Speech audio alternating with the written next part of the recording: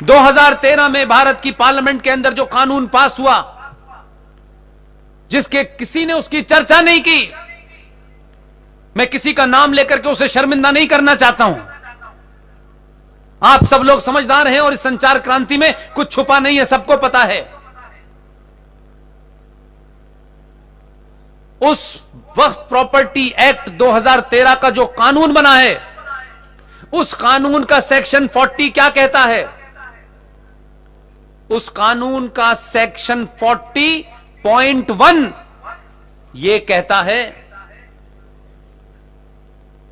कि ये जो वक्फ बोर्ड वाले लोग हैं, इस वक्फ बोर्ड के 2 कर्मचारी हिंदुस्तान के किसी कोने में बैठे हों, वैसे ये दुकान हर शहर में है और हर स्टेट में है, कुछ जगह तो मंत्रालय बने हुए हैं, वक्फ प्रॉपर्टी मंत्रालय। आपका दिवालियापन तो देखिए। किसी भी देश के कोने में बैठा हुआ वक्फ प्रॉपर्टी बोर्ड के, जो वक्फ बोर्ड है उसके 2 जाहिल मौलाना आपको कागज भेजेंगे आपके घर के बराबर में। यह मैदान जिसका भी है, जो भी इसका मालिक है, उसको कुछ पता नहीं चलेगा। उस कानून के तहत लिखा हुआ है कि वो 2 मुसलमान जो वक्फ प्रॉपर्टी बोर्ड के हैं, वो ये महसूस करते हैं, they feel, they understand, this is the language written in the code, in the law. और वो वहां से बैठ करके इस प्रॉपर्टी का एड्रेस डालेंगे, A/3 फला फला रोड, डिस्ट्रिक्ट मोरवी, राज्य गुजरात।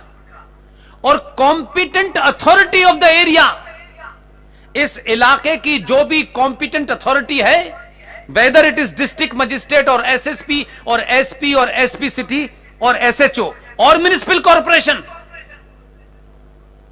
उनके सिर्फ उस कागज के भेजने के बाद इस प्रॉपर्टी के जो भी मालिक है उनसे कोई पूछने नहीं आ रहा, न उनको बताया जाएगा। कॉम्पिटेंट अथॉरिटी का सेक्शन 40 का पॉइंट नंबर 2 क्या लिखा है? वो कॉम्पिटेंट अथॉरिटी उस कागज पे अमल करते हुए इस जमीन का जो भी मालिक होगा उसको धक्के दे करके, उसका सामान सड़क पे फेंक करके, इस पे ताला लगा करके, इसकी चाबी कलकत्ता में बैठे हुए उन 2 मौलानाओं को हैंडओवर कर दी जाएगी कि प्रॉपर्टी आपके नाम हो गई। यह शौक लगेगा आपको, शौक लगेगा। उसके बाद तीसरा शौक, आपको कुछ दिन बाद पता भी चल गया, क्योंकि यहां तो ताला लग गया, तो आप एक जागरूक नागरिक हैं, लॉ अबाइडिंग सिटीजन हैं, क्योंकि लॉ को मानने का ठेका हमारा ही है। तो आप इसके कागज निकालेंगे और कहेंगे कि साहब मुझे तो कोर्ट जा रहा हूं मैं। आप कार निकालेंगे, 2 बड़े वकीलों को तय करेंगे, वकील कोर्ट में जाएंगे, उसका सेक्शन 3 कहता है 40 का कि आपको हाई कोर्ट में आपकी सुनवाई नहीं हो सकती है। आपको हाई कोर्ट जाने का अधिकार नहीं है। आप कागज दिखाते रहिए, किस पे? सड़क में किसे दिखाएंगे? ट्रैफिक कांस्टेबल को।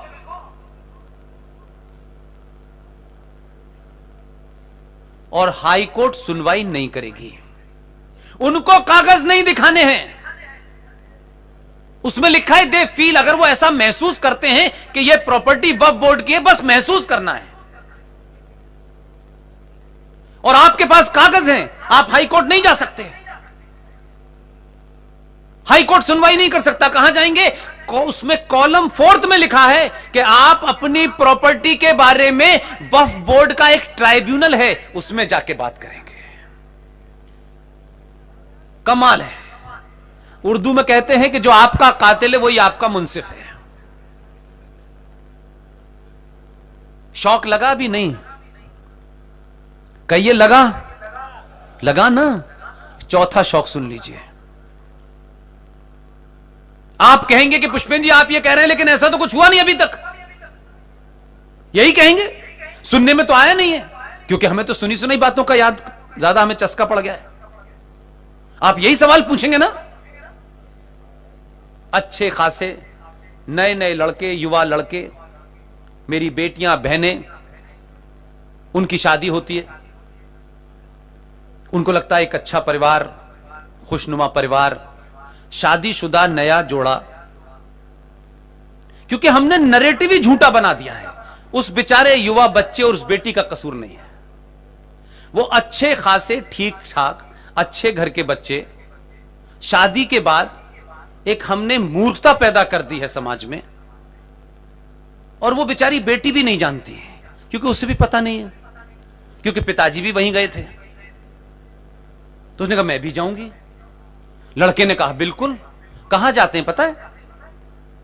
अच्छा खासा शादीशुदा जो जोड़ा है, जिसने नया जीवन शुरू किया है, जिंदगी की बहुत सारी उनके अंदर ख्वाब हैं, सपने हैं, मैं ताजमहल देखने जाऊंगी। और वो जो लड़का है बेचारा, जो इतनी उससे प्यार करता है, वो भी उससे नहीं कहता कि तू मजा, हां वो भी ताजमहल दिखाने ले जाता है। और अक्सर ये फिल्मों के माध्यम से दिखाया गया कि वो लड़की कहती है अच्छा तुम भी बनवाओगे ना, अभी जीवन शुरू किया नहीं है, वो तो जाने के चक्कर में लगी। या नहीं, एक कब्र को हमने खूबसूरती की, मोहब्बत की निशानी मान ली है। इतिहास बताता है ये मोहब्बत की निशानी नहीं है, ये तकलीफ की निशानी है। ताजमहल को वक्फ बोर्ड ने अपनी प्रॉपर्टी घोषित कर दिया है।